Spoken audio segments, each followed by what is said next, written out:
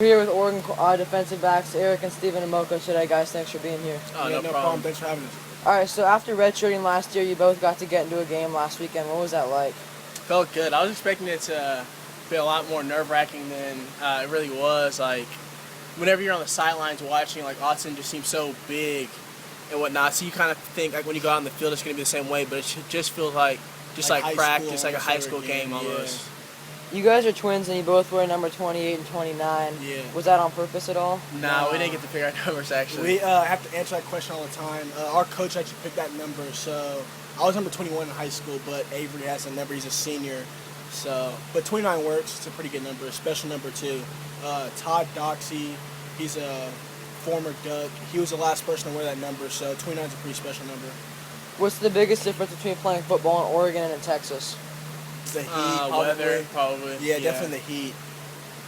With injuries in the secondary last year, did you guys ever think you were close to getting into a game? Honestly, yeah. At one point, I don't know about initially getting in the game, but having to just be ready to step up and be prepared to possibly have to play in a game, yes. Including this year. I mean, we all have to play our roles this year, but if an injury happens, we all have to be ready to step up and play. What's the best twin prank you pulled on somebody before? I don't know. It's been a while. Like, when we were younger, like, in elementary, junior high, like, we would always, like, switch class and whatnot. We don't, like, once we got into high school, kind of stopped doing that. But, like, as far as twin pranks go, like, we'll just mess with people, like, random girls we'll meet or, like, just random people, just that's always fun. See if they can tell us apart or whatnot. That's really fun. Have you guys been roommates at Oregon? Mm-hmm. Yeah, we were roommates last year. We're roommates again this year also. Last weekend was the first time on record that Oregon wore white uniforms on home. Did players have any say in that? Not that I'm aware of. Probably the older guys, like the seniors and some of the squad leaders, they probably had like some decision making in that. But I was pretty excited to see that white at a home game. That's pretty cool. You never see that before. What's the uniform combination you'd like to see be worn this year? Those black and gray ones they wore like a couple years ago. Those are my favorite ones. Or those Washington. Those white and silver they wore versus Washington. Yeah, those white and silver ones they wore versus Washington a couple years ago are tight. The also the throwbacks. Ones. Yeah, the throwbacks are cool. The green and yellow ones, those are my favorite. Yeah, those are tight. Yeah, I like those. Do coaches ever get you two mixed up when you're not wearing something that identifies who you are? All the time. Always. They still can't tell us apart. I mean, I'm not going to say I doubt they ever will, but I guess we can just hope for the best. Hopefully they'll get it eventually.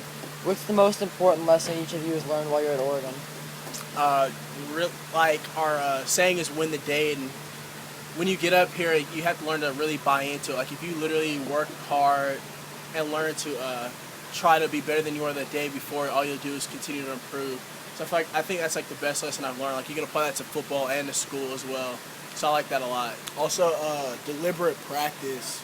Our position coach, Coach Neal, he's always talking about deliberate practice, which also kind of feeds into winning the day. So just wake up with an attitude that you're going to get better, something that you're going to focus on and improve on that day. So if you're being deliberate with what you want to improve on, you'll only see just improvements every day.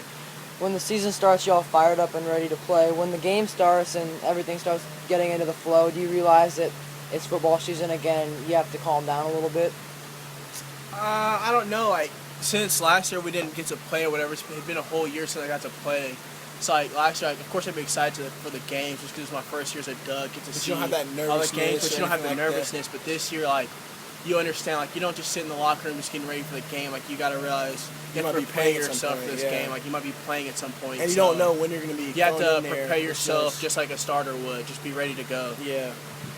Was your official visit to Oregon on a game day, or was it just on a weekend? It was on a game day. One of our bye weeks in high school.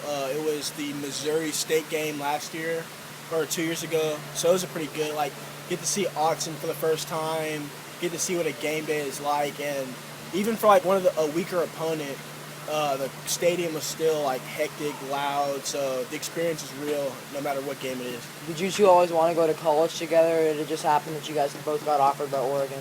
I mean, I never really thought about college football until junior year, really. But as we started picking up offers, we got all the same offers. So I kind of had a feeling we'd go to the same school. But as far as, like, leaving Texas and going far, I feel like it definitely helps having my brother come up. Of all the moments in Autzen last year when you were on the sidelines, what moment do you think got the loudest? That Arizona game. The Arizona, the first Pac-12 game. It was a night game.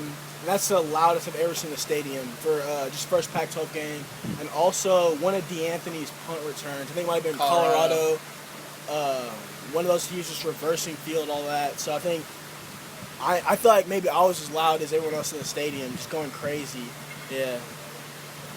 Last question. What's Yeah. the coolest thing about playing on the same team as your twin? I don't think there's anything cool anymore, honestly. We've been doing it our whole life. Yeah. So I'm kind of like used to it.